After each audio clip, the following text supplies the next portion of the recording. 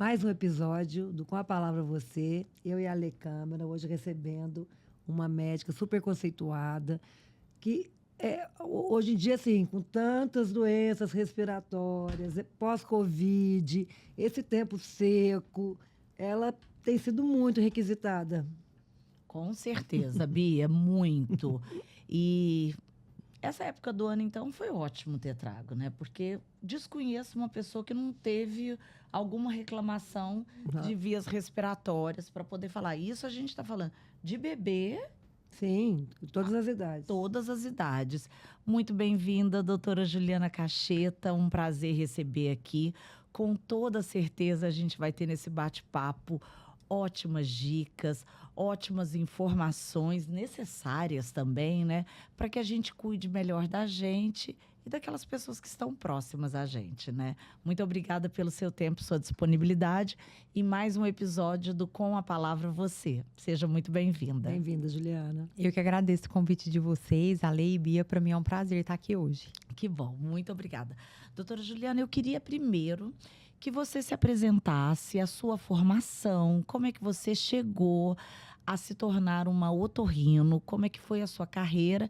E hoje eu sei que você está prestes também a assumir um cargo de representatividade dentro da sua especialidade. Queria que você fizesse um breve currículo seu aqui para os nossos que estão nos acompanhando no podcast Com a Palavra. Certo, então eu sou anapolina, nasci em Anápolis. Aos 15 anos eu me mudei para Goiânia para estudar e aos 16 anos fui para Campinas, né, para fazer faculdade de medicina. Então lá eu me formei, então fiz faculdade e residência de otorrino na Unicamp. Depois acabei indo para São Paulo para fazer otorrinopediatria, que na época era uma especialidade, uma subespecialidade que não existia na Unicamp. Então fiz tanto otorrinopediatria como mestrado na Unifesp e voltei para Goiás. Voltei para cá há exatos 10 anos. E na UFG eu fiz meu doutorado. Hoje continuo atendendo em Anápolis, né? E para mim foi uma surpresa ter sido convidada para assumir a presidência da Associação Goiana, né? Porque sempre foi uma entidade assim que eu admirei muito. Participei das atividades, né, desde o início, logo que eu voltei para Goiás, eu fui convidada para participar ali de um evento e de outro. Então, quando eu fui convidada para assumir a presidência nesse ano, para mim foi uma surpresa muito boa e foi, assim, uma coisa que me deixou muito lisonjeada, assim, né? Porque estando no interior, eu achei que era uma coisa que não seria para mim. Mas eu espero poder aí fazer uma boa gestão aí para os meus colegas otorrinos. E nessa sua gestão, existem desafios que você quer encarar e que você quer contribuir, deixar o seu legado à frente da associação? Com certeza. Eu acho que quando a gente está à frente de alguma coisa, e aí no caso da associação são 2 anos, a gente tem que deixar ali, além do que sempre é feito, um pedacinho da gente, né? Então, eu gostaria muito de atrair os jovens otorrinos para a nossa associação. Você tem uma dificuldade em relação a isso, você estava comentando ali com a gente. Exatamente. E o porquê dessa dificuldade? Por que essa resistência dos mais jovens? Eu acho que a associação, historicamente, né, é formada por pessoas mais velhas, né? E as gerações mais novas, elas têm um conceito de mundo e da profissão que nós não temos. Existe uma dificuldade nossa, né, de entender o que os otorrinos mais jovens precisam. E tem um gap aí do que a gente tem para oferecer e do que realmente é a necessidade deles. Então, o meu objetivo é me aproximar dessas pessoas. Eu já convidei alguns otorrinos mais jovens a fazerem parte aí da minha gestão, para eu entender melhor como a associação pode ajudá-los, como que a gente pode passar a fazer parte da vida deles.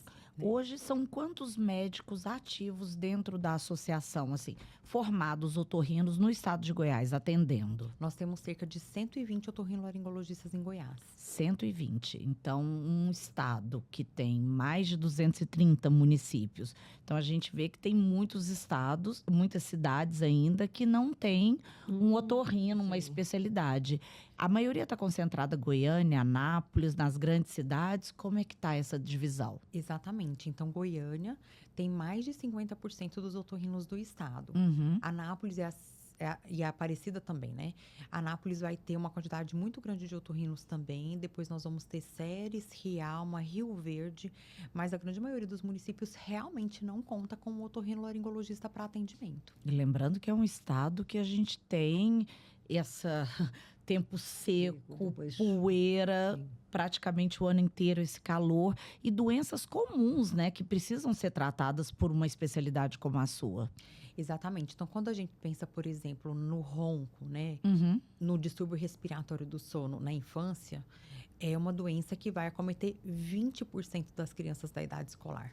Quando a gente pensa na perda auditiva, a gente está falando de mais de 50% das pessoas entre 50 a 80 anos. Então, a otorrino é uma especialidade que atende doenças extremamente prevalentes.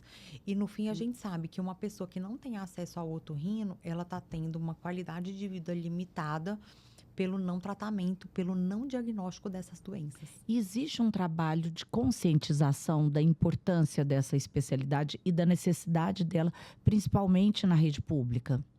Infelizmente, hoje a gente não tem um programa assim na rede pública, mas a Associação Brasileira de Otorrino tem se preocupado com essa interiorização dos otorrinolaringologistas, inclusive com promoção de cursos de aperfeiçoamento e de atualização para esses otorrinos que muitas vezes estão em cidades pequenas ou que estão fora do eixo sudoeste-sul, porque a gente sabe que a maioria, né, da produção científica acontece ali, né, na região sudeste, na região sul. Então, quem mora no centro-oeste, no norte e no nordeste tem mais dificuldade de acesso a uma série de coisas, inclusive congresso, né? Acaba sendo tudo ali fora dessas regiões. Então, a associação tem tido essa preocupação, mas a gente sabe que precisa melhorar muito. Doutora, a gente estava conversando antes de entrar aqui no estúdio sobre hoje não vou dizer que é uma dificuldade, mas um desafio é que a internet, as redes sociais dão muita visibilidade para os médicos, né? Para os médicos em geral. E que, às vezes, um médico de uma outra geração, né, que estudou muito, você contou aqui para a gente, fez Unicamp, né? Acho que é uma das principais universidades do país, especialização, doutorado, enfim. Existe hoje uma tendência dos médicos mais jovens a ficarem nesse lugar aí da visibilidade, da internet, porque eles se dão bem, eles conseguem os pacientes, assim, através das redes sociais. E, de repente, de não procurar uma especialização, não procurar um mestrado, enfim, eu não sei se eu me fiz entender. Claro, não, eu entendi muito bem, Bia. Então, eu acho que a internet é uma coisa maravilhosa, né? Quando eu nasci, não tinha internet. Então, foi uma coisa com a qual eu precisei aprender a conviver. Mas eu, né, já tô com 40 anos, me formei muito jovem. Então, para mim, o conceito que eu tinha, do caminho que eu tinha para percorrer, para me tornar uma pessoa boa o suficiente para atender os pacientes, seguia ali uma receitinha de bolo, né? Eu queria fazer uma boa universidade, eu queria fazer uma boa residência, eu queria continuar estudando. Hoje a gente sabe que a internet ela cria certos atalhos que nem sempre vão resultar num bom produto final para o paciente. Eu, particularmente, eu continuo acreditando que uma boa formação é o principal. Eu continuo acreditando que a residência médica é a principal forma de um médico se tornar um bom especialista. E eu estou falando num treinamento em serviço de alta intensidade. Então, eu vejo muitos médicos mais jovens reclamando que a residência é puxada, que a residência é pesada. Mas eu fiz uma residência muito, muito, muito puxada, mas eu me tornei otorrinolaringologista em 3 anos. São 3 anos de preparação. Sim. Para ser cirurgiã como você. Exato. Então, eu entrei sem saber praticamente nada de uma especialidade e saí operando ouvido, operando laringe, operando a base do crânio, tirando o tumor ali que estava no cérebro pelo nariz. Quer dizer, Sempre coisas muito delicadas também, né? e uma coisa de altíssima complexidade. É impossível você adquirir um treinamento manual e uma expertise para atender doenças tão complexas fazendo um curso de uma carga horária baixa. Mas hoje na internet a gente vê que muitas vezes, né, com um bom marketing, um profissional que às vezes não trilhou um caminho muito longo, ele vai conseguir, né, ter bastante pacientes. A minha preocupação hoje não é comigo, né? A minha preocupação basicamente é com o paciente, porque muitas vezes esse paciente ele vai ter uma informação ali que é muito midiática, que vai chegar para ele, porque hoje a gente tem meios de patrocinar determinados tipos de informação. O algoritmo tende a entregar para as pessoas aquilo que é mais polêmico, aquilo que causa mais reação e que muitas vezes não é a realidade, né? Então, a gente vê muita promessa de tratamento. Então, hoje a minha preocupação é o paciente muitas vezes acreditar numa coisa que não é real, muitas vezes atrasar o seu tratamento de forma adequada por causa de uma coisa que ele viu na internet, e isso eu vejo todos os dias, infelizmente, né? Eu tenho paciente que às vezes pagou por um tratamento ali caro, que a gente sabe que não tem evidência científica que melhora, né? Às vezes gasta uma economia que ele não tinha para um tratamento que não vai adiantar. Na sua área, você enfrenta ainda muita modinha, Com tendência? Mas Olha, o tempo todo. Eu vou te falar assim, pergunta. duas doenças que tem muita modinha, é tontura e zumbido. Uhum. Porque são situações difíceis de manejar, que normalmente requerem tratamentos longos com equipes multidisciplinares. Então, essa é uma boa oportunidade para quem quer entregar uma solução fácil. O que é exatamente, então, a tontura e o zumbido? Eu já vi até amigas que queixando de zumbido. A gente acha que é psicológico, né? Enfim, eu É queria que você me- associada à depressão, É. né? Entre os problemas neurológicos também. ansiedade. Exato, isso. Então, o zumbido, ele é um som, ele é um ruído que a pessoa ouve, mas ninguém mais ouve. Sim. Em 80% dos casos, o zumbido ele está relacionado a algum grau de perda auditiva. Às vezes leve, às vezes moderada. Então, o zumbido ele pode ser o primeiro sintoma de perda auditiva. Agora, o zumbido ele vem, sim, se agravar com outras situações. E inclui alimentação. Então, ter uma alimentação irregular, com abuso de cafeína, com abuso de carboidrato, com jejuns prolongados. Tem relação com sedentarismo, então as pessoas que se exercitam mais normalmente têm um sintoma do zumbido menos agravado, né, do que aquelas pessoas que são sedentárias. E principalmente fatores psicológicos. Então, existe sim uma associação entre zumbido e transtorno de ansiedade e depressão. E aí, ele pode ter, como eu falei, diversas causas, a perda auditiva é a principal delas, mas o fato é que a perda auditiva, uma vez que você tem, você não consegue reverter. Aquelas células que você perdeu, você não reverte mais. Você consegue reabilitar ou com um aparelho ou com uma prótese cirurgicamente implantável, mas você não recupera a sua célula. Então, muitas pessoas têm dificuldade de eliminar o zumbido por conta disso. E aí Tem um preconceito também? tem o preconceito e o fato é que o zumbido incomoda demais.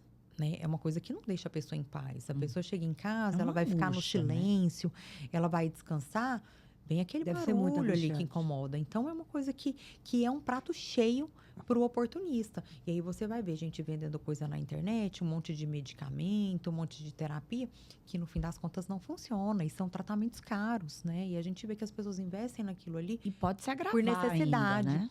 Exatamente, Ali, porque É principalmente desespero, né? por atrasar um diagnóstico correto, Uhum. uma reabilitação adequada, né? Então, é isso que é a minha preocupação hoje em E dia, o que, né? assim, E a associação que você assume agora, ela tem um poder de atuar em cima desses casos, dessas modinhas, dessas falsas promessas que são vendidas nas redes sociais? Como é que é esse controle?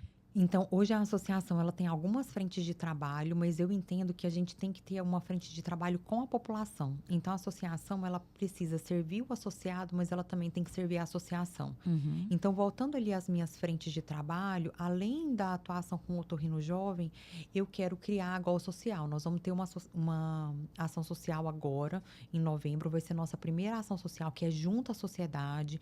Nós vamos promover a doação de aparelhos auditivos. Bacana. Então, é um projeto que a gente tem intenção de tornar maior, mas a gente entende que a associação, ela precisa ter voz. E a voz hoje está na internet, está nas mídias. Então, a gente precisa correr atrás disso. Então, fazer também um programa de educação também da população. Com temas certeza. mais relevantes para a associação, né? Exatamente. O que a gente gostaria, porque a associação é uma entidade muito séria, né?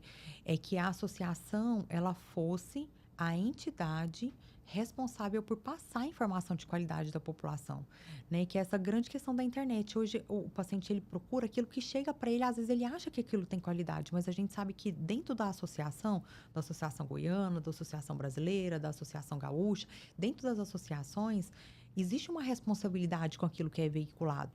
Então, a gente quer ser essa voz que fala para o paciente, que fala para a sociedade. Que são as campanhas de conscientização que a gente Exato. vê, né? A gente vê outras especialidades que já vêm ao longo dos anos, como na mastologia, que fez o Outubro Rosa, que hoje todo mundo já é de domínio público mesmo. Dermatologia, né? Dermatologia do combate ao câncer de pele, o Novembro Azul com o O câncer de com próstata. Então, e agora recente a gente também teve o dia da conscientização da perda auditiva, né? No final de setembro, Isso. né? Exato. Então, é importante mesmo a gente estar levando isso para a sociedade, para a comunidade como um todo, para que ela também entenda, porque se a gente não leva a informação correta, a gente sabe que hoje pode chegar ruídos, Exatamente.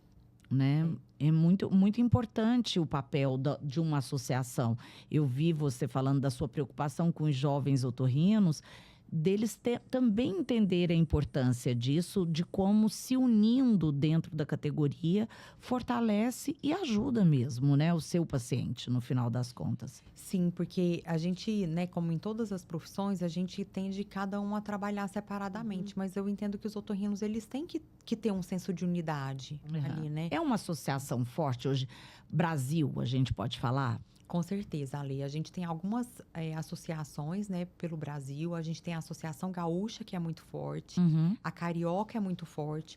Mas a Associação Goiana faz frente a frente com essas associações. A gente vê que quando vai se criar uma campanha nacional, comumente a Associação Goiana é procurada, tanto pelas presidências da Associação Brasileira de Otorrino, quanto das subespecialidades, para que a gente sedie campanhas, porque mostra a nossa força aqui dentro do nosso estado. É muito bom ouvir isso dessa especialidade, porque cada vez mais a gente vê que o estado de Goiás ele está muito bem representado na área médica, né? A gente vê oftalmologia muito respeitado no estado de Goiás, dermatologia, cirurgia plástica. A gente tem especialidades que hoje são referência no Brasil e até mesmo internacional. Exato. Então, uma das frentes da associação, e essa já vem sendo trabalhada há alguns tempos, é melhorar a parte científica, né? É pôr Goiás no mapa da produção de artigos científicos, parte acadêmica, envolver as universidades dentro da associação. Então, nós temos procurado promover eventos, trazendo palestrantes de fora, do Brasil todo. Para quê? Para estimular quem está aqui a produzir, a melhorar, a estudar, porque a gente quer pôr Goiás no mapa da produção científica brasileira também, né? Que a gente quer que bacana. Goiás seja um estado forte por diversos motivos, mas também por produzir conhecimento de qualidade. Doutora Juliana, muito bom você tocar nessa parte do estudo científico, da necessidade de se levar a ciência a sério. Você que vem de uma universidade, como a Bia bem disse, muito bem conceituada, hoje o Brasil, ele tem um respaldo? Como é que está essa questão desse apoio àquele profissional médico que quer se dedicar mesmo a estudos científicos para a descoberta de curas de doença, de vacinas, de combate a epidemias? Como é que vocês estão sendo respaldados por isso? Eu acho que o Brasil é um dos países que menos investe em ciência e pesquisa. Hoje existe um desestímulo muito grande para aquele profissional que quer se dedicar à área acadêmica. A gente vê isso por diversos motivos, mas um é a burocracia, né, que você tem hoje para entrar numa universidade que produz pesquisa não é fácil, existem poucos cargos, os concursos são escassos. E quando você compara o rendimento de um profissional que está dentro de uma universidade pública hoje, que é a principal formadora de ciência do Brasil, com um profissional que trabalha num consultório privado, o consultório privado dá às vezes 3, 4, 5, 10 vezes mais, dependendo da área. Então, é muito difícil a pessoa fazer essa escolha por questões práticas. Só se for muito vocacionado mesmo, Exato. né?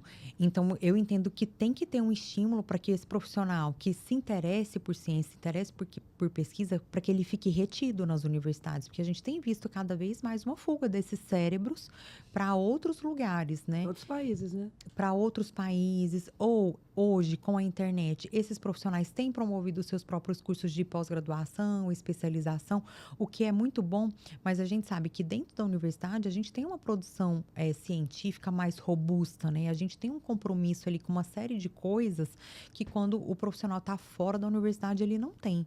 Então, eu entendo que a gente tem que se movimentar, né? A ciência, ela precisa ser feita. Hoje, o Brasil tem algumas universidades que estão no mapa das melhores universidades do mundo, inclusive, né? A USP é uma delas, tanto a Universidade de São Paulo, da capital, como a USP de Ribeirão. Na área das engenharias, a USP de São Carlos e a UFSCar também estão muito bem colocadas. A Unicamp é uma excelente universidade. Universidade Federal do Rio Grande do Sul. Mas você vê que a gente sai catando, né? A gente é um país continental. A gente tem potencial para muito mais. Exatamente. E a gente vê até uma desconstrução, na verdade, do ensino público mesmo, né? Querendo acabar com um pouco que já existe. Eu venho de uma universidade pública também, eu fiz federal, Bia fez o UNB, e a gente entende perfeitamente dentro da nossa área os desafios que a gente precisa enfrentar de se cada vez mais valorizar o estudo mesmo, a pesquisa. Ale, quando você fala, inclusive, existe até campanhas contra a universidade pública, assim como existe campanha contra a vacina, que a gente falou anteriormente. Até queria que você me falasse um pouquinho mais, doutora, sobre essa questão da vacina, de volta de doenças que já estavam erradicadas, né? Então, a internet é maravilhosa, né? O que seria da gente sem a internet, né? Eu fico pensando como que era eu lá nos anos 2000. Gente, pra vocês terem ideia, a minha situação era tão crítica que, assim, eu fiz inscrição pro vestibular no papelzinho, né? A gente ia lá no Proveste, fazia inscrição lá, mandava. Proveste, nem lembrava. E também não existia nem a possibilidade de fazer uma prova aqui, né? A gente tinha que viajar. E tinha que ir para vários lugares, inclusive, por exemplo, algumas universidades eu não fiz vestibular porque tinha que viajar. A Unicamp, na época, já tinha um vestibular nacional que era em Brasília. A segunda fase eram 5 dias, era de segunda a sexta. Era eu e uma meu pai. maratona, né? Gente, meu pai acordava às 5 horas da manhã, a gente fazia almoço, ia para Brasília, comia marmita, porque tinha medo de comer em algum lugar e se atrasar. Então, comi marmita 5 dias, levava um lanchinho, eu ia fazer 4 horas de prova e nós voltávamos para Anápolis por 5 dias. E o resultado saiu na internet. Eu não tinha internet, eu não tinha computador. Então, quando saiu o resultado da UFG, eu fiquei super feliz. Vim, fiz minha inscrição. Passou 15 dias, uma amiga me ligou. Você passou no UFG, depois você passou na Unicamp. Depois eu passei na Unicamp, saiu o resultado depois. E uma das minhas amigas que passou para engenharia na USP, também acabou indo, que era minha amiga da escola e tal, ela falou, Ju, ela também passou na Unicamp e ela falou, vamos junto fazer a matrícula da Unicamp? E aí eu disse, como assim? Ela falou, teu nome tá lá, você passou, seu nome tá na lista. Tá arrepiada. Eu não tinha acesso à internet. E às vezes a lista saía antes, então ela entrou, ela me procurou, viu meu nome e me ligou.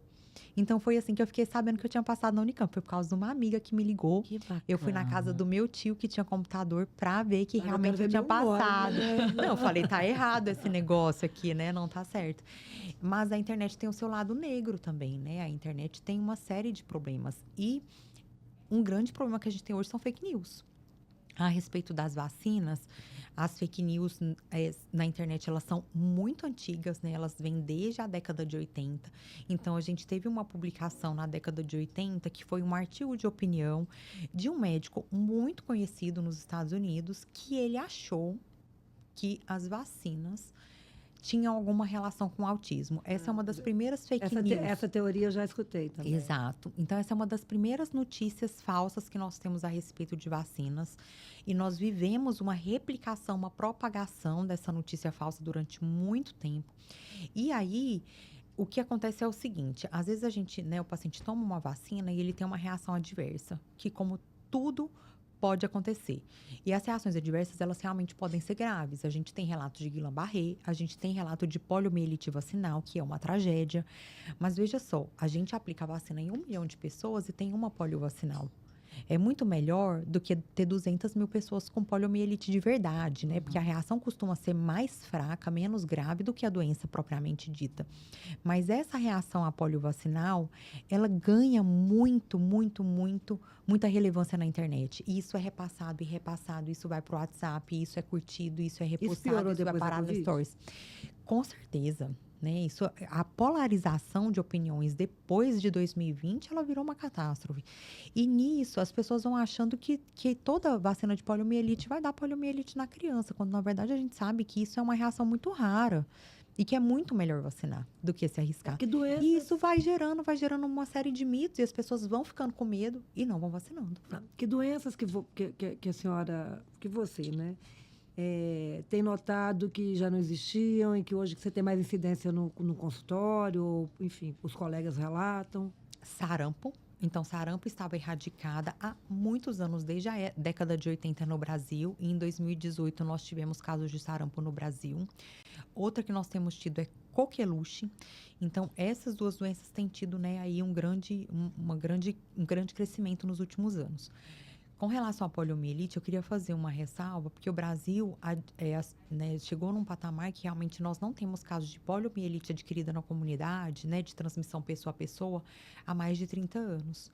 Então, o Brasil vai adotar a vacina de poliomielite que não é oral, que não é com agente Não vivo. é a gotinha. Então, nós não teremos mais, né, se Deus quiser, polio vacinal no Brasil, porque o Ministério da Saúde agora adotou uma vacina que não tem esse risco. Agora, relacionado até à sua especialidade, você falou da cachumba, que a cachumba pode ser uma das causas da perda auditiva.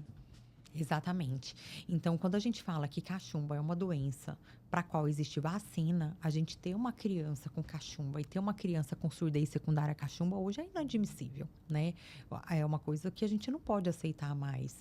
Então, entre as principais causas de surdez na infância, nós temos principal no Brasil é a infecção. Infecção por citomegalovírus, cachumba, meningite, tanto viral, mas principalmente as meningites bacterianas.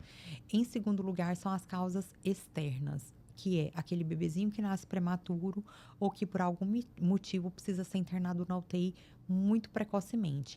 Essas crianças normalmente são crianças graves, que vão sofrer com falta de oxigênio, que pode causar perda auditiva, e também vão precisar do uso de antibióticos que têm efeito sobre o sistema auditivo e são ototóxicas.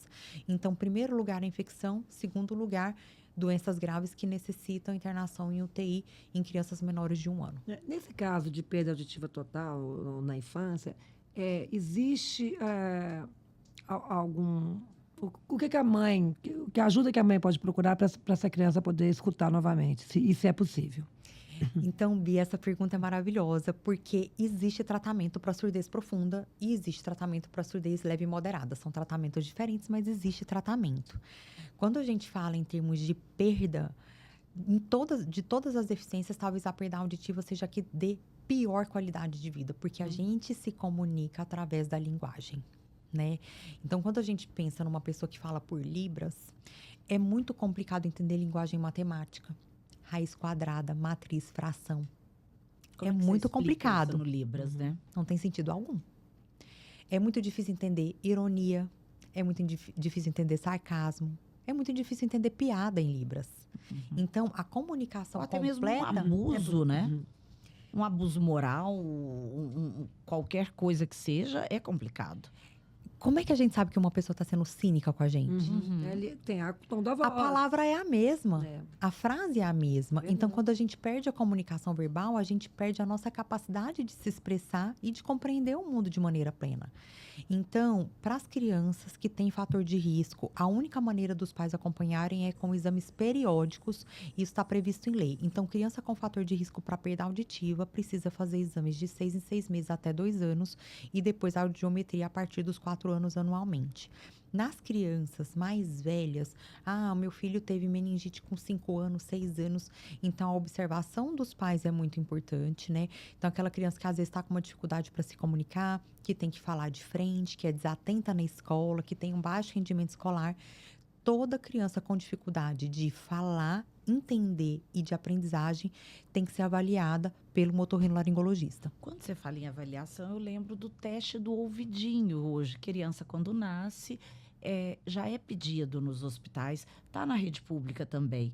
Qual é a importância do teste do ouvidinho e quando fazer? Então, o teste do ouvidinho ele tem que ser feito em todas as crianças, ao nascer, preferencialmente antes da alta. Porque ele é a principal forma de detecção de perda auditiva.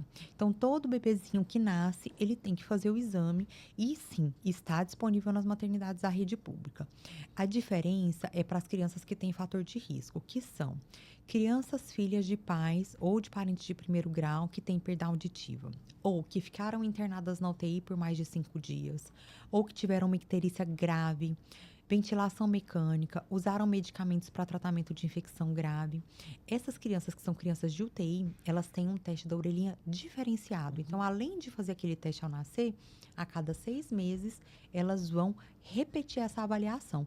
Então, isso é fundamental. Por quê? Se a gente detecta uma perda auditiva precoce e essa criança, por exemplo, vai para o implante coclear, ela vai desenvolver muito bem a fala. Se essa criança perde o tempo e vai ser diagnosticado com 2, 3 anos, o sistema auditivo ele já se desenvolveu. Então, a chance dessa criança ter uma audição na vida adulta igual a de um ouvinte é muito pequena. E hoje a rede pública paga esse custo? Do implante, por exemplo? Não, eu falo do teste. A gente pode fazer gratuitamente? Pode sim. Então, no CRER, é o hospital de referência para triagem auditiva e no CRER também o implante coclear, ele é coberto. Nosso problema é a dificuldade de acesso. Então, muitas vezes a criança nasce, o pediatra encaminha, mas tem um gargalo da quantidade de vagas. Então, hoje, E tem uma idade, nosso problema... como você falou. Exato. Então, às vezes, a criança chega para o diagnóstico um pouquinho mais tarde. Mas as crianças que nascem nas maternidades, como Dona Iris, Nascer Cidadão, essas crianças elas já fazem o teste do ouvidinho, orelhinha, assim que nascem? Exatamente. Existe- Todas passam. Passam sim. E o implante, ele é caro? Para Sim. quem, uma pessoa que pode pagar. Certamente. Ou que o plano de saúde vai cobrir. É caro, né? É um custo caro. alto. Porque nós estamos falando de uma prótese extremamente especializada, capaz de te fornecer uma audição muito próxima à audição normal. São aparelhos que precisam ser calibrados, que precisam ser monitorizados por uma fonoaudióloga. Então, se a gente for pensar assim, ó, quanto que custa uma cirurgia de implante coclear hoje no Brasil? Vai variar aí de 30 a 50 mil reais, 100 mil reais, dependendo do honorário médico, mas só a prótese gira em torno de 15 a 20 mil reais. Então, sim, é um tratamento de alto custo. Mas, no geral, os planos de saúde cobrem. Sim. Eu acho que é importante Tanto os falar planos de também. saúde, Inclusive o aparelho, não é, doutora? inclusive o aparelho e inclusive as reabilitações, porque depois que é feito o implante, é um trabalho que é fundamental, o trabalho da fonoaudióloga, né? Só implantar e não fazer terapia depois não vai fazer essa criança ouvir direitinho, não vai fazer o adulto ouvir muito bem. Então, o plano de saúde, hoje, pela Agência Nacional de Saúde Suplementar, ele tem que cobrir, né, ali de acordo com as indicações, tanto a cirurgia quanto a reabilitação. E existe muito preconceito das pessoas, especialmente estou falando dos adultos, né, que vão ter essa perda auditiva. Ela tem preconceito? Ela tem vergonha de falar que ela não está escutando direito? Bia, tem. Eu não entendo ainda por que as pessoas aceitam usar óculos, mas elas não aceitam usar aparelho auditivo, né? Quando a gente começa ali a enxergar um pouquinho pior, a gente fala, vou lá no oftalmo para ver se eu estou precisando de óculos. Mas a gente começa a ouvir mal e faz de conta que não tem E nada vira até uma acontecendo. brincadeira essa coisa do óculos, né? Cadê perdi meu óculos, né? No começo ali, o óculos é só para ver de perto, aí perde, tem que ter 35 óculos, né? Que é um para cada lugar. Mas do aparelho a gente não vê isso acontecer. Porque existe uma associação do aparelho com a velhice, né? Dá a impressão de que quando a gente está usando o aparelho, a gente ficou velho. Eu vejo o aparelho como uma oportunidade de viver bem, de viver melhor, de se comunicar bem. Eu tenho uma história muito legal de um paciente que veio se consultar comigo. Ele tinha 80 anos na época, ele é americano, mas ele mora no Brasil há muitos anos.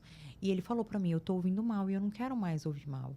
Eu quero ouvir bem. Aí eu falei para ele do aparelho, ele falou, tudo bem, eu vou colocar o aparelho. Ele colocou o aparelho, ele voltou com um mês, ele falou assim para mim, doutora, eu consegui falar por telefone com o meu neto. Ai, que emoção. Tinha anos que o neto mora nos Estados Unidos. Tinha anos que eu não falava com meu neto e eu conseguia ouvir. E agora eu faço chamada de vídeo por ele. Ah, que maravilha. Gente, isso não tem preço. Então, ouvir bem não tem preço. Existe preconceito, mas a gente está aqui para quebrar os paradigmas e para dizer que ouvir bem é bom. Nesse caso aí são dois preconceitos, né? O preconceito com a surdez e o com a velhice também, né? O etarismo que vem sendo tão discutido e que a gente precisa combater também, porque você disse muito bem. Pode sim envelhecer, mas envelhecer Com bem, qualidade, né? com qualidade, respeitando seus limites. É natural usar um óculos, assim como é natural ter que usar um aparelho auditivo e tantas outras coisas que a medicina está aí para poder nos ajudar. E nessa questão de ajuda, a gente falou de internet. Como é que está o avanço hoje dentro da especialidade da otorrinolaringologia? Você fala do aparelho, mas existe outros avanços que a tecnologia trouxe? Então, eu vou contar uma super novidade, que ótimo. novíssima para vocês, né? Os Estados Unidos tomou uma medida muito drástica com relação a essa questão dos aparelhos auditivos. Por quê? A Organização Mundial de Saúde está atrás dos países para que eles tratem a perda auditiva com a propriedade que eles precisam. Por quê? A perda auditiva ela tem uma série de desdobramentos e custa muito menos você tratar a perda auditiva do que tratar as perdas delas. E a principal é a demência. Então, a OMS tem ido atrás dos principais governantes do mundo inteiro para que eles ofereçam programas de reabilitação auditiva para os seus cidadãos. Os Então, Estados a surdez Unidos está ligado à demência. está ligado à demência, está ligado à dependência. Então, quando você tem um adulto tendo que cuidar de um outro adulto, isso implica em perda de capacidade econômica. De Então, produtividade, né? o custo de uma pessoa que ouve mal e fica restrita à sua casa e que perde a sua independência, gente, ele é altíssimo. Ele não é só financeiro, ele é também para a pessoa ali que não consegue se certo. comunicar, que não consegue se socializar. E uma das medidas que foi exigida é que os países tomassem medidas para baratear os custos dos aparelhos auditivos, porque a gente sabe que é um aparelho que, para a maioria das pessoas, custa caro, né? A gente está falando de um país como o Brasil, que tem um salário mínimo aí de R$ 1.300, R$ 1.400, um aparelho auditivo custa em média R$ 3.000. Então, quer dizer, é quase 4 salários mínimos. Isso é inacessível para a maioria da população. Então, nos Estados Unidos, eles foram atrás, estão pressionando, e a Apple já disse que vai fazer com que seus AirPods possam ser transformados em aparelhos auditivos. Olha que maravilha. Então, isso foi um lançamento bem recente, isso tem 3 meses, ainda está em fase de testes, mas a pessoa que comprar um iPhone, né, provavelmente nos próximos anos, ela vai poder fazer uma audiometria básica através do celular, e se ela tiver uma perda de leve a moderada, ela vai poder regular pelo próprio celular os seus AirPods para que eles possam funcionar como aparelhos Ai, que auditivos. maravilha. E como o AirPod vai- é sinônimo É, de de luxo, Exatamente. de status. Claro, então a gente Que bela iniciativa da boas Apple. Você vê, perspectivas. a sua especialidade, ela desenvolveu demais. sim. Porque se a gente falar há 20 anos, talvez, uma criança que tivesse um desses casos que a senhora citou, ela provavelmente teria que aprender a linguagem de sinais, né? Bia, otorrino é a melhor especialidade de todas. Vamos conversar com quem é apaixonado no linda, é a gravata. mais incrível, é a que tem uma capacidade de mudar a vida das pessoas. Então, quando eu entrei na faculdade em 2001, o implante coclear já era feito no Brasil, mas apenas em alguns centros. A gente já tinha aí alguns lugares onde se fazia. Hoje, a gente tem implante coclear no Brasil inteiro e muito disso, a gente tem que reconhecer, se deve à iniciativa das empresas. As empresas bancam programas de treinamento para cirurgiões em todo o Brasil, para que esses cirurgiões aprendam a fazer implante coclear, prótese auditiva parcialmente implantável, que é o barra, que é o óssea, que são, né, próteses um pouquinho diferentes. Mas as empresas têm investido muito nisso.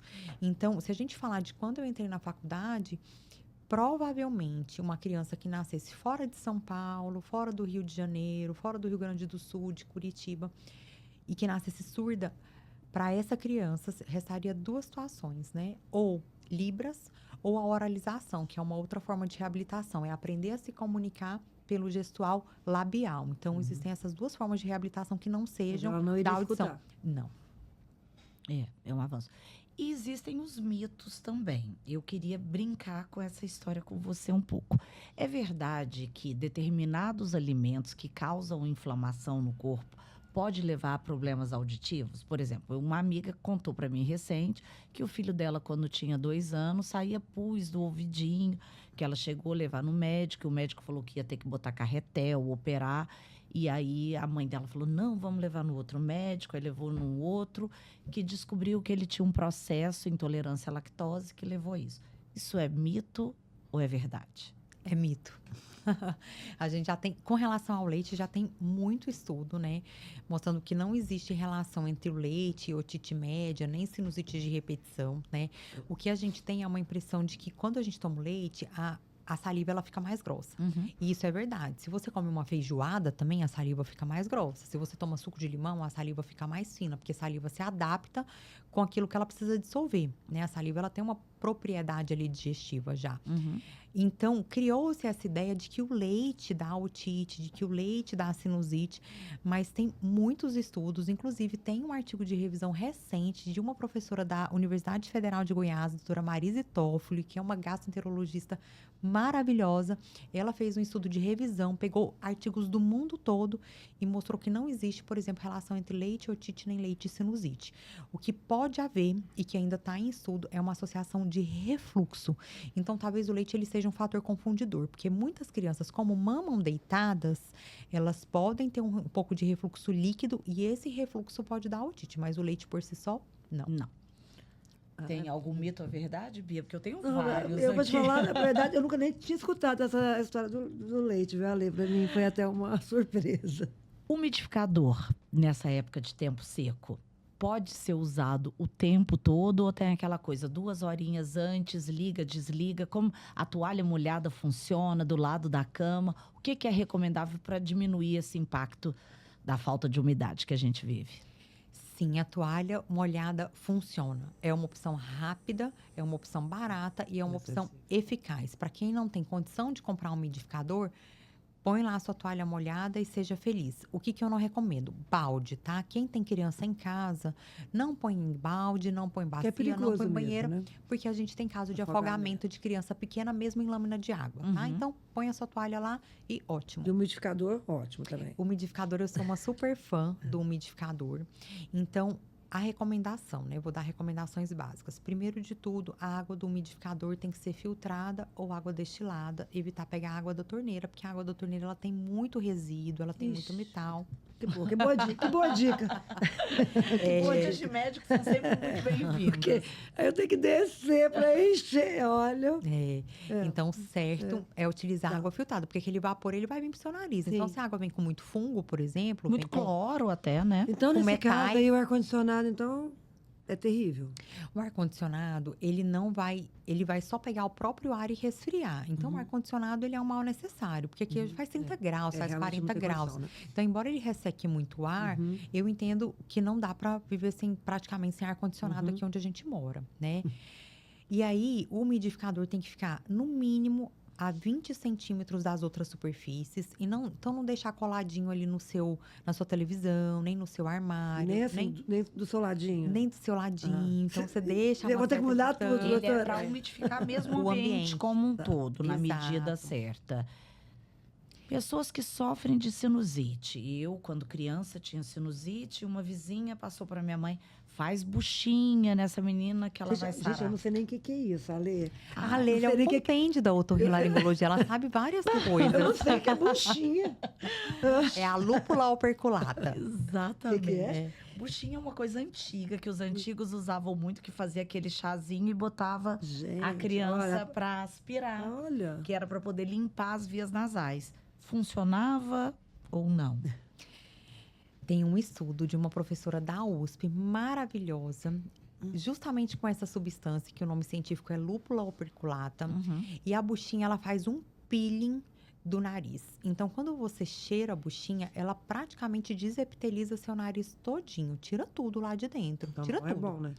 E aí, no fim, assim, muitas pessoas param de ter secreção porque, na verdade, essa substância, ela matou todas as células produtoras de secreção do nariz. E é por isso que muita gente, às vezes, percebe que melhorou aquela sensação de secreção e de obstrução, porque morreu tudo, né? Uhum. Aí forma um novo epitélio que é cheio de fibrose, é cheio de cicatriz e por isso mesmo faz menos secreção. Mas para a maioria das pessoas, a buchinha é considerada prejudicial, né? É um Então, veneno. exato. Então hoje tem trabalhos falando que não é para usar. Então, vou fazer só um mito. Não, termina essa lição. E antigamente, continuando nessas coisas, rapé, né, que falava, ainda se usa isso? Tem gente Antigamente, que usa, as pessoas porque, na verdade, antigas, né? eu acho que o rapé também tem mais no Oriente, né? Eu acho que se usa mais, né? O rapé, né? Em outras culturas, né? Isso, então ele é um irritante da mucosa nasal. Quando você cheira aquilo ali, você desencadeia um reflexo de espirrar muito e aquilo ali tira a secreção e remove a secreção. Mas também não é uma substância indicada, né? Ali como benéfica para o nariz e para uso contínuo também não. Não, deixa eu perguntar uma coisa também relacionada à Covid. É verdade que as doenças respiratórias, elas pioraram depois do advento da Covid? E por que razão? Sim, então quando a gente teve, né, a pandemia, o Covid foi um vírus muito agressivo. Então ele não só tomou o lugar de todas as outras infecções, né, porque a transmissibilidade era muito alta. Então quando você tem um vírus que se dissemina muito rapidamente, ele até inibe a proliferação de outros vírus e bactérias. Esse foi um ponto. O segundo ponto é que nós tivemos um período muito longo de isolamento social. Então, a gente teve crianças sem ir à escola, muitas pessoas passaram a ter trabalho remoto. E a nossa produção de anticorpos, ela é dependente da exposição. Então, muitas vezes você tem um anticorpo, mas se você não tem contato com a bactéria e com o vírus, esse anticorpo ele fica quiescente, ele fica lá numa pequena quantidade guardadinho. De repente, a gente passou a circular normalmente. Então, todos os vírus e todas as bactérias passaram a circular numa quantidade a qual a gente não estava mais acostumado e, nesse período, esses agentes desenvolveram mecanismos de agressividade muito grandes. Então, nós vivemos um ano muito complicado em 2022 e 2023, com infecções graves e complicações que nós não víamos há muitos anos. Teve uma época que no meu hospital, eu operava um ouvido complicado por semana. Isso era uma coisa que eu não via desde a época da residência, quer dizer, eu trabalhava num hospital de referência, que era ponta ali, né, que não tinha mais para onde mandar. Ali estou no hospital de uma cidade de médio porte e estava pegando complicação quase que semanalmente. E a gente foi vendo mesmo, assim, as bactérias resistentes a alguns antibióticos que a gente não tinha relato antes aqui no Brasil. E agora a gente tem visto um pouco menos de infecção, mas ainda em número superior e com uma agressividade maior. Olha que interessante. A gente está com um otorrino. Quem nunca teve dor de garganta, né? A gente já falou muito de audição. Dor de garganta. Tem muitos mitos com dor de garganta. Eu mesmo ouço muitas pessoas falarem assim, ai, dor de garganta é muito de fundo emocional, é psicológico, tá abalada. Tem uma relação com isso ou não? Não tem, a lei? Não. Não. A garganta tem a ver com algumas coisas. Tem a ver com refluxo. Então, pessoas que têm uma doença do refluxo não tratada, ou às vezes tem um refluxo leve, que é um refluxo que a gente chama de faringolaríngeo, não dá tanto sintoma gastrointestinal, mas dá sintoma na faringe, tem maior chance de ter faringoamidalite de repetição.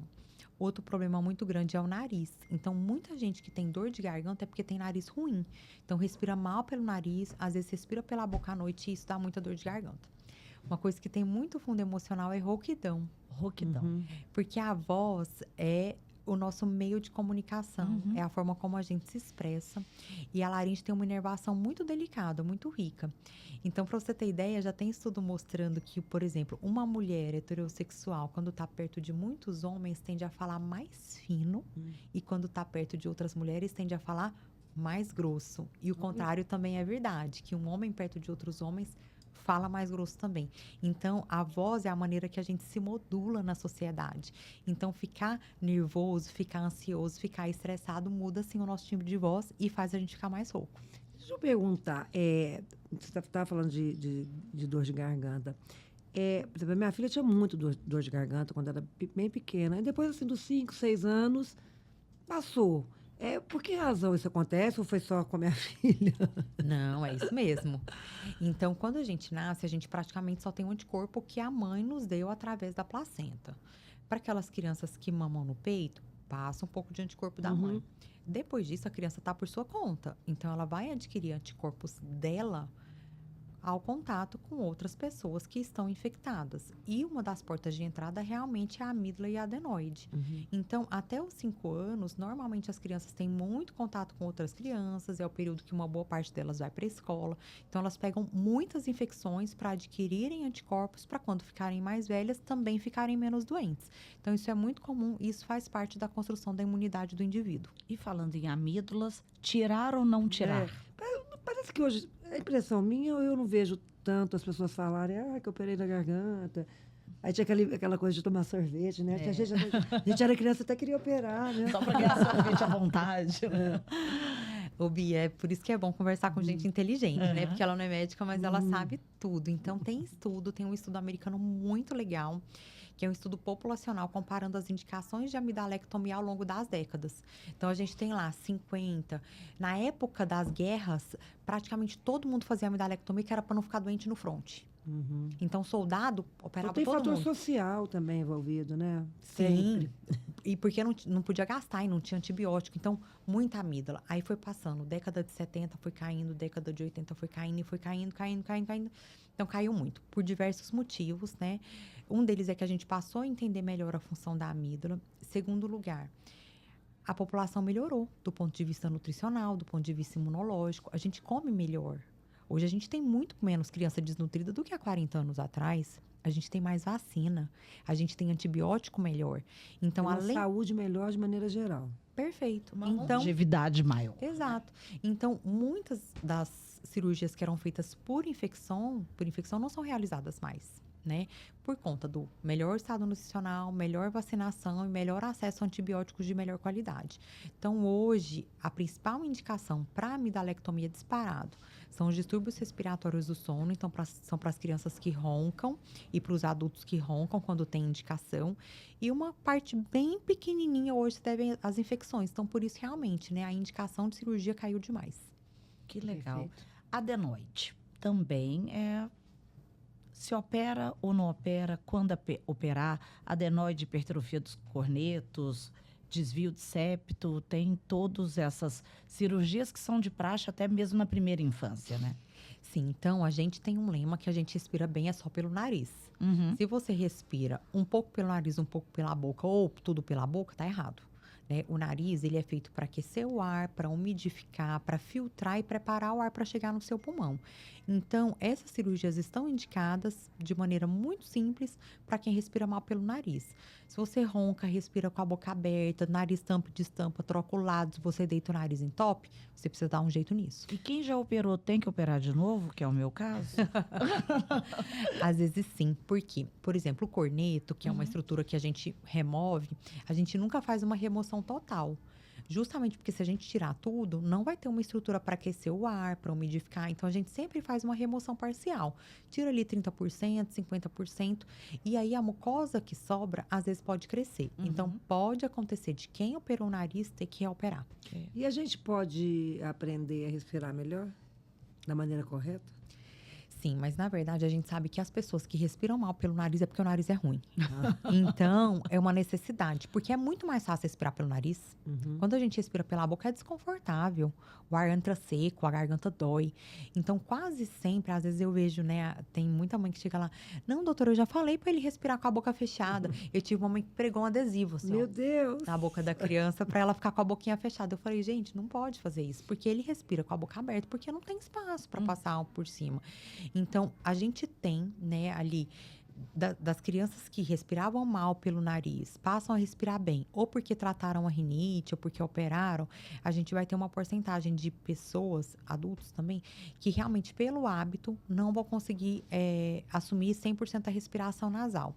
E aí, a gente precisa de ajuda de 2 profissionais que são muito importantes, o fonoaudiólogo e o odontólogo. E aí, a gente consegue assumir 100% a respiração nasal. Perfeito. Então, também eu acho interessante, várias vezes você falou sobre fono, agora você falou sobre o dentista, que são profissões que se ajudam, né? Que ajudam o paciente, né? Às vezes não é uma especialidade só, né? A pessoa realmente tem que ter um trabalho de várias especialidades, né? Com certeza, né? Eu acho que quem trabalha sozinho trabalha errado, né? O otorrino, dentre as especialidades médicas, tem ali algumas especialidades que são muito afins, né? Então, o otorrino trabalha muito com o alergista, com o pneumo, com o neurocirurgião, com o gastro. Então, o otorrino que não tem os seus amigos ali, ele vai perder o diagnóstico correto do paciente. E, dentre as outras profissões, o otorrino precisa muito do dentista, do fonoaudiólogo, do psicopedagogo e do psicólogo. Porque a gente tem que lembrar que hoje nós estamos vivendo a era dos transtornos do neurodesenvolvimento. Cada vez mais nós temos crianças com atraso de fala, com atraso de linguagem, nós temos crianças com cada vez mais diagnóstico de TDAH, de transtorno do espectro autista. Então, o otorrino que não trabalha em conjunto com esses outros profissionais não vai estar tratando o seu paciente de forma adequada. É perfeito. Voltando, eu adoro mitos e verdades. Gargarejo, funciona ou não? Não funciona, Não. Lê. Só para você se sentir Ainda bem. existe alguém que faça gargarejo? Mas é muita gente. Mesmo. Você sabe um outro mito que eu achei que você ia me perguntar disso agora? É o gargarejo e ele vem junto com o remédio para melhorar a imunidade. Uhum. Esse daí eu acho que é um dos campeões Os de shots. fake news. Isso daí é uma coisa que... O shot tá muito na moda, né? Ai, meu shot, Muito na mas moda. o shot medicinal. Que mistura açafrão com limão, pimenta rosa e coloca tudo ali dentro. Não. É, não. Chá? Chá também não. Não. Agora tem pessoas que têm o hábito de fazer aquela lavagem das narinas. Eu não sei nem o nome. Usa Não, não é Sorine, nem- não é nem- Quadinax. Não, acho que não, às vezes nem com sorina, às vezes nem com remédio. Mas assim, eu tenho uma amiga minha que mora nos Estados Unidos, essa lavagem das narinas, ela, o marido e o filho fazem todos os dias. Aqui eu acho que no Brasil não tem tanto esse hábito. Mas será que é bom ou ruim? Você sabe que a lavagem nasal tá na moda.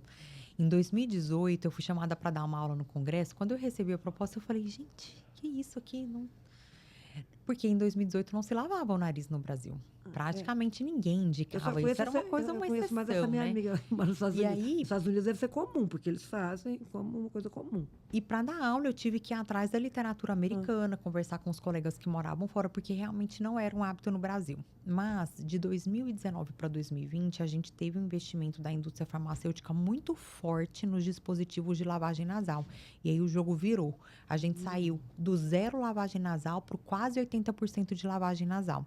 E quem deu força para isso foram as redes sociais. As empresas patrocinaram muitos pediatras, muitos otorrinos, muitos médicos, muitos influenciadores para fazerem vídeos de lavagem nasal. Por conta da situação que foi extrema, a Associação Brasileira de Otorrino, em 2022, publicou um manual que chama Manual de Lavagem Nasal da Criança e do Adulto.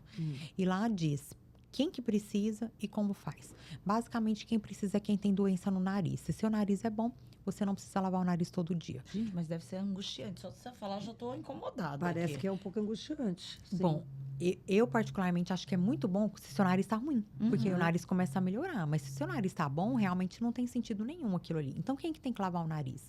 A pessoa que está com quadro de sinusite, que está com gripe, que está com resfriado ou que tem rinite. Essa é a pessoa que vai lavar o nariz. E como é que lava?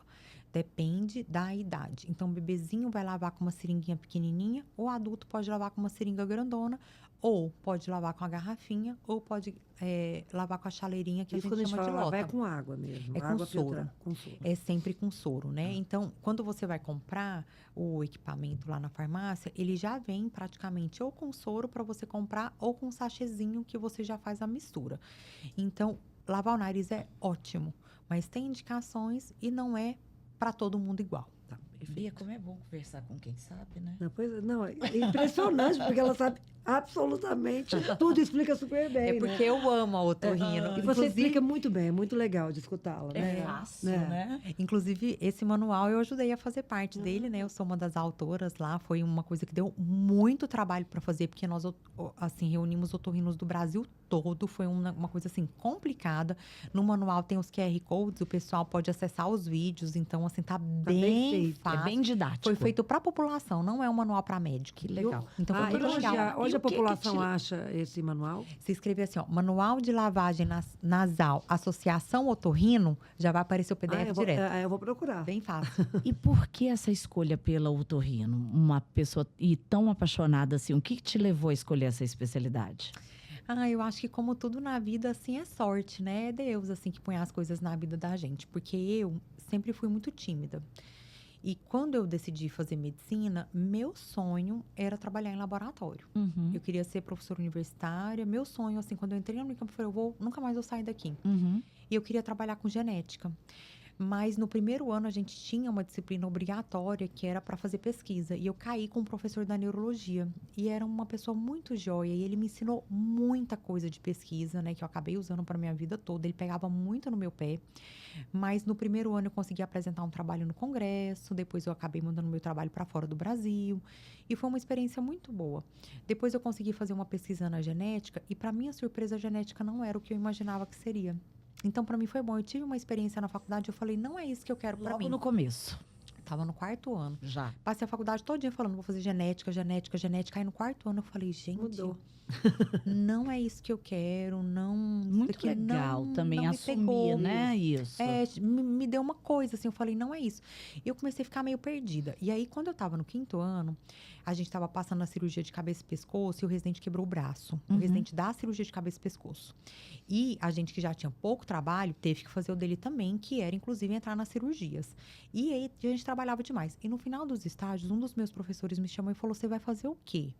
Eu falei assim, acho que eu vou fazer neuro, talvez tô pensando em fazer clínica. Ele falou, faz cirurgia, você tem habilidade manual, você entende o tempo da cirurgia, você vai se dar bem na cirurgia. Mas eu não gosto do ambiente do centro cirúrgico, tem que chegar muito cedo e tal.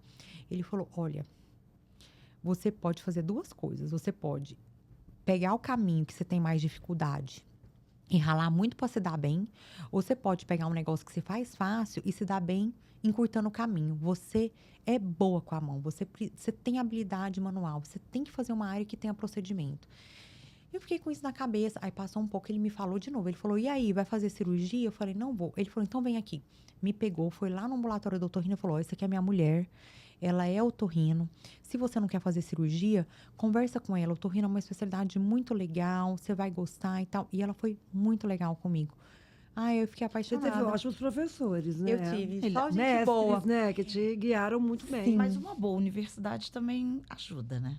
Você conviver com pessoas qualificadas, bem preparadas também, isso é um facilitador, não é? E eu acho que lá a gente tinha muito um senso de família, assim, porque como tinha muito essa história das pessoas ficarem lá depois, a gente construiu relacionamentos. Vira uma comunidade. Eu tenho Muita amizade gente com amigos fora, até né? hoje. Acho que acho que foi sexta-feira, eu liguei para uma colega minha, da época da faculdade. Ela está liderando um grupo de mulheres cirurgiãs torácicas, que é um movimento que a gente tem visto crescer, né, das mulheres dentro da medicina. Que as mulheres hoje são mais da metade dos ingressos nas faculdades, mas menos de 10% entre as que ganham mais e menos de 15% em cargos de liderança. Então, quando a gente vai no congresso, é só homem. Então, a igualdade não chegou ali no topo, né? Então, é uma discussão que a gente está criando. Tem o maior número, mas não tem Mas os a cargos, reconhecimento, a gente ocupa né? os lugares que ganham menos, a gente ocupa os piores cargos, a gente não vai dar aula no congresso. Então, isso é um movimento que a gente tem que criar. A gente tem que criar o nosso espaço, né? A gente está aqui, ninguém nos tirou dos lugares, mas a gente não ocupou os nossos espaços. É verdade. Então, a gente tem discutido sobre isso e essa minha amiga, ela tá, né, tomando a frente aí nesse diretorato. Liguei para ela, assim, foi um negócio, parecia que não tinha se passado tempo nenhum, foi muito bom. Então, acho que, assim, né, foi um bom lugar e também, assim, a situação ali, né, uma universidade que era muito fechada, todo mundo se conhecia bastante. Você então foi morava lá muito em bom. Barão Geraldo. Olha, mas como você sabe, né? Eu morei no Jardim Guanabara, na época Campinas era muito pouco, assim, desenvolveu demais depois que eu saí de lá. Uma cidade E grande. era um bairro que tinha um bom acesso, porque lá fica longe, né, Sim. da cidade, mas tinha eu andava de ônibus, né, eu tinha 16 anos, então pegava 2 ônibus para ir pra faculdade. Você estudou todo esse tempo antes de ingressar na faculdade em Anápolis. Só o 3º ano que eu fiz aqui. Estudava em Anápolis antes. Então, era um bairro que tinha uma linha direto Era fácil. de para pegar. Unicamp. Então, acabei morando lá, morei lá a faculdade, o tempo da faculdade e da residência todinho. Doutora Juliana, que bate-papo delicioso. Nossa, uma pessoa, além de tudo, você é muito agradável, né, Ale? Fala Simpatia, gostoso, ela é né? Que calma. bom. Obrigada, mas vocês também me deixaram muito à vontade, Que né? bom, olha, muito obrigada por compartilhar seu conhecimento com a gente, todo o seu estudo. Parabéns pela profissional que você é. Quero te desejar sucesso à frente Obrigada. da associação, que seja um trabalho de um legado grande, que eu tenho certeza que você vai deixar. E muito obrigada e seja bem-vinda sempre. Obrigada, Eu Juliana. que agradeço, Foi um prazer gente. te conhecer, Pra mim também. te escutar. Aprendi bastante aqui hoje. Que bom, Muito fico bom. feliz. Conheceu até a buchinha. Pois Pois é. Que bom. E você que está aí, que gostou desse bate-papo, ou que quer conhecer mais sobre a doutora Juliana, siga a doutora Juliana também nas redes sociais. Qual que é a sua rede social, doutora Juliana? @Juliana Caixeta Otorrino. Otorrino, exatamente. E você que nos acompanhou aqui em mais um episódio do podcast Com a Palavra Você, muito obrigada pela sua companhia. Se inscreva no nosso canal, deixa o seu like, seu comentário. Muito obrigada pela sua companhia. Eu queria agradecer também ao apoio da LBR Water e também do QG Pastéis, com o jeito caseiro, delicioso do lanche que eles mandaram pra gente. Muito obrigada e até o próximo episódio com a Palavra Você. Obrigada.